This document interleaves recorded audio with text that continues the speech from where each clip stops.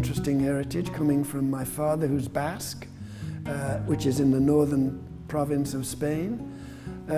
My family basically are a mix from Spain, England. I emigrated here after being born in Liverpool, near Liverpool. I emigrated here when I was 19 and immediately met my wife, who convinced me I should start painting, which was her father and her were the main inspiration for that, actually. Otherwise, it's been an interesting advancement from Liverpool to here. Change, the climate's mainly the same. I thought I was coming to actually a very snowy place, but it ended up with rain when I arrived, so I thought, oh yeah, I'm back in Liverpool. Well, my mother, who was an artist, was able to convince my father that I should go to art school. That took a lot of convincing, but eventually I went to art school, spent 4 years, and that was an interesting experience because I took a degree in industrial design. As my father had the idea that no artist would ever make a living. He was probably right in some ways. So I took a degree in industrial design which specialized in silver and goldsmithing. And that actually was probably the benefit of not actually painting at college, but going into a design course, because it gave me a little bit more of the different classical kind of an education with perspective and detailed drawings. In fact, we had a pencil for 2 years, just a pencil. But I found out once you can do everything with a pencil, painting becomes a lot easier. So that was before I even got to Canada, I did all of that.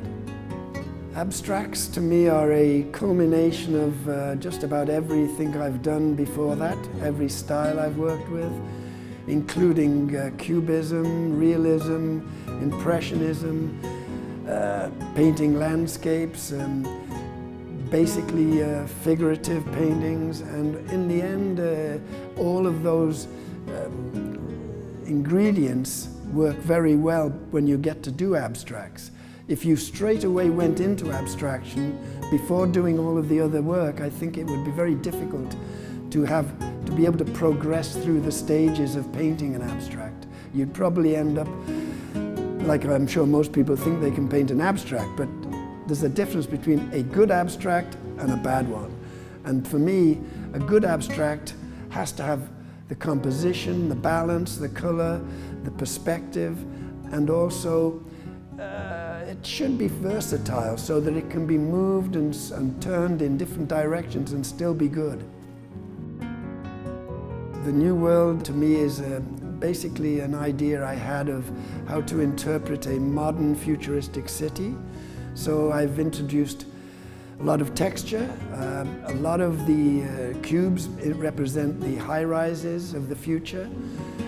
The turmoil in the sky could represent, for instance, a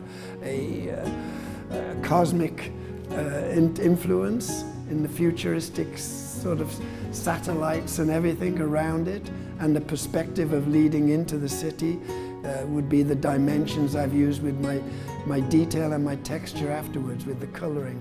Well, the murals, which I've done for many years, basically helped me do large abstracts. Even though the murals were not abstract, it sort of gave me the idea that painting big is just the freedom you get.